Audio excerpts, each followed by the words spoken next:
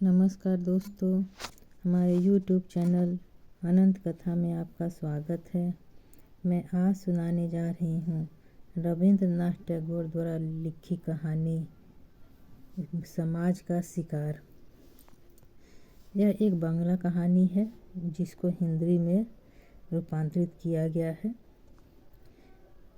मैं जिस युग का वर्णन करने जा रहा हूँ उसका न आदि है न अंत। वह एक बादशाह का बेटा था और उसका महलों में लालन पालन हुआ था, किंतु उसे किसी के शासन में रहना स्वीकार न था। इसलिए उसने राजमहल को तिलांजलि देकर जंगलों की राह ली। उस समय देश भर में 7 शासक थे। वह 7 शासकों के शासन से बाहर निकल आया और ऐसे स्थान पर पहुंचा जहां किसी का राज्य न था। आखिर शहजादे ने देश क्यों छोड़ा? इसका कारण स्पष्ट है कि कुएं का पानी अपनी गहराई पर संतुष्ट है। नदी का जल तटों की जंजीरों में जकड़ा हुआ है, किंतु जो पानी पहाड़ की चोटी पर है उसे हमारे सिरों पर मंडराने वाले बादलों में बंदी नहीं बनाया जा सकता। शहजादा भी ऊंचाई पर था और यह कल्पना भी न की जा सकती थी कि वह इतना विलासी जीवन छोड़कर जंगलों, पहाड़ों और मैदानों में दृढ़ता से सामना करेगा।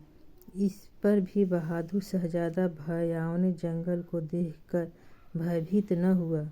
उसकी राह में 7 समुद्र थे और न जाने कितनी नदियाँ, किंतु उसने सबको अपने साहस से पार कर लिया।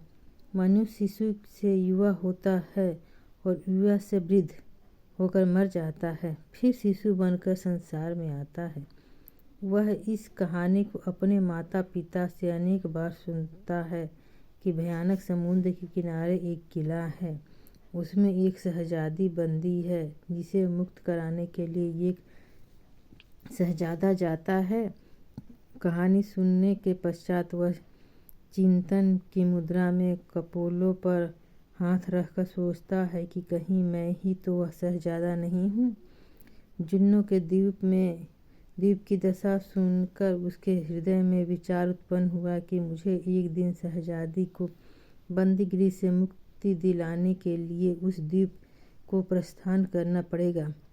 संसार वाले मान सम्मान चाहते हैं, धन ऐश्वर्य के इच्छुक रहते हैं, प्रसिद्धि के लिए मरते हैं, भोग विलास की खोज में लगे रहते हैं, किंतु स्वाभिमानी शहजादा सुख चैन का जीवन छोड़ करके अभागी शहजादी को जिन्नों के भयानक बंदीगृह से मुक्ति दिलाने के लिए भयानक द्वीप का पर्यटन करता है। भयानक तूफानी सागर के सम्मुख शहजादे ने अपने थके हुए घोड़ों को रोका, किंतु पृथ्वी पर उतरना था कि सहसा दृश्य बदल गया और शहजादे ने आश्चर्यचकित दृष्टि से देखा कि सामने एक बहुत बड़ा नगर बसा हुआ है। ट्राम चल रही हैं, मोटरें दौड़ रही हैं, दुकानों के सामने खरीदारों की और दफ्तरों के सामने क्लर्कों की भीड़ है। फैशन के मतवाले चमकीले वस्त्रों से सुसज्जित चहुओर घूम फिर रहे हैं। शहजादे की यह दशा कि पुराने कुर्ते में बटन भी न लगे हुए हैं, वस्त्र मैले, जूता फटा गया, हर एक व्यक्ति उसे घृणा की दृष्टि से देखता है, किंतु उसे चिंता नहीं। उसके सामने एक ही उद्देश्य है, वह अपनी धुन में मग्न है। अब वह नहीं जानता कि शहजादी कहाँ है। वह एक अभागे पिता की अभागी बेटी है। धर्म के ठेकेदारों ने उसे समाज की मोटी जंजीरों में जकड़कर छोटी अंधेरी कोठरी के द्वीप में बंदी बना दिया है। चहुओर पुराने रीति रिवाज और रूढ़ियों के समुद्र घेरा डाले हुए हैं, क्योंकि उसका पिता निर्धन था और वह अपने होने वाले दामाद को लड़की के साथ अमूल्य धन संपत्ति न दे सकता था। इसलिए किसी सज्जन खानदान का कोई शिक्षित युवक उसके साथ विवाह करने पर सहमत न होता था। लड़की की आयु अधिक हो गई। वह दिन रात देवताओं की पूजा अर्चना में लीन रहती थी। उसके पिता का स्वर्गवास हो गया और वह अपने चाचा के पास चली गई थी। चाचा के पास नगद रुपया भी था और काफ़ी मकान आदि भी, पर उसे सेवा के लिए मुफ्त की सेविका मिल गई। वह सवेरे से रात के 12 बजे तक घर के काम काज में लगी रहती। बिगड़ी दशा का शहजादा उस लड़की के पड़ोस में रहने लगा। दोनों ने एक दूसरे को देखा। प्रेम और जंजीरों ने उसके हृदयों से विवाह कर दिया। लड़की जो अब तक पैरों से कुचली हुई कोमल कली की भ्रांति थी, उसने प्रथम बार संतोष और शांति की सांस लिया।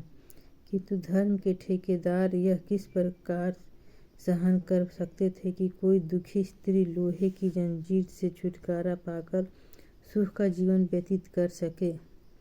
उसका विवाह क्या हुआ, एक प्रलय उपस्थित हो गई। प्रत्येक दिशा में शोर मचा कि धर्म संकट में है, धर्म संकट में है। चाचा ने मूंछों पर ताव देकर कहा, चाहे मेरी संपूर्ण संपत्ति नष्ट क्यों न हो जाए, अपने कुल के रीति रिवाजों की रक्षा करूंगा। बिरादरी वाले कहने लगे, एक समाज की सुरक्षा हेतु लाखों रुपया बलिदान कर देंगे। और एक धर्म के पुजारी सेठ ने कहा, भाई कलयुग है, कलयुग। यदि हम अचेत रहें तो धर्म विलय हो जाएगा। आप सब महानुभाव रुपए पैसे की चिंता न करें। यदि यह मेरा महान कोष धर्म के काम न आया तो फिर किस काम आएगा। तुम तुरंत इस पापी चंडाल के विरुद्ध अभियोग आरंभ करो। अभियोगी न्यायालय में उपस्थित हुआ। अभियोगी की ओर से बड़े बड़े वकील अपने गाउन फड़काते हुए न्यायालय पहुँचे। अभागी लड़की के विवाह के लिए तो कोई एक पैसा भी खर्च करना न चाहता था, किंतु उससे और उसके पति को जेल भिजवाने के लिए रुपयों की थैलियाँ खुल गईं। नौजवान अपराधी ने चकित नेत्रों से देखा। विधवा विधान की किताबों को चाटने वाली दिन को रात और रात को दिन कह रही थी। धर्म के ठेकेदारों ने देवी देवताओं की मन्नत मानी। किसी के नाम पर बकरे बलिदान किए गए, किसी के नाम पर सोने का तख्त चढ़ाया गया। अभियोग की क्रिया तीव्र गति से आरंभ हुई। बिगड़ी हुई दशा वाले शहजादे की ओर से न कोई रुपया व्यय करने वाला था, न कोई पक्ष समर्थन करने वाला। न्यायाधीश ने उसे कठिन कारावास का दंड दिया। मंदिरों में प्रसन्नता के घंटे घड़ियाल बजाए गए। संपूर्ण शक्ति से शंख बजाए गए। देवी और देवताओं के नाम बलि दी गई। पुजारियों और महंतों की बन आई। सब आदमी खुशी से परस्पर धन्यवाद और साधुवाद देकर कहने लगे, भाइयों, यह समय कलयुग का है, परंतु ईश्वर की कृपा से धर्म अभी जीवित है। शहजादा अपनी सजा काटकर कारावास से वापस आ गया, किंतु उसका लंबा चौड़ा पर्यटन अभी समाप्त न हुआ था।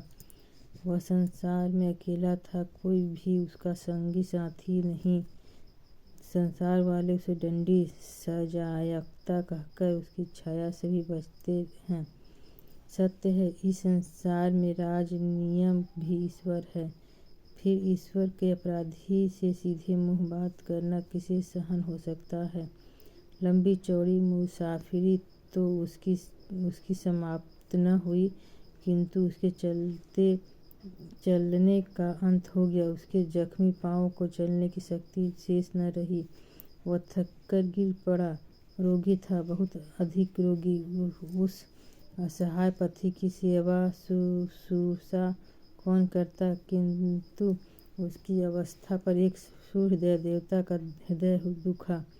उसका नाम काल था। उसने शहजादे की सेवा शुश्रूषा की। उसने सिर पर स्नेह के हाथ फेरा और अपने साथ शहजादा उस संसार में पहुंच गया जहाँ न समाज है और न उसके अन्याय और न अन्यायी। बच्चा चर से अपनी माँ की गोद में यह कहानी सुनता है और अपने फूल से कोमल कपोलों पर हाथ रखकर सोचता है, कहीं वह शहजादा मैं ही तो नहीं हूँ। अगर आपको मेरी कहानी पसंद आए तो आप हमारे चैनल को लाइक एवं सब्सक्राइब ज़रूर करें।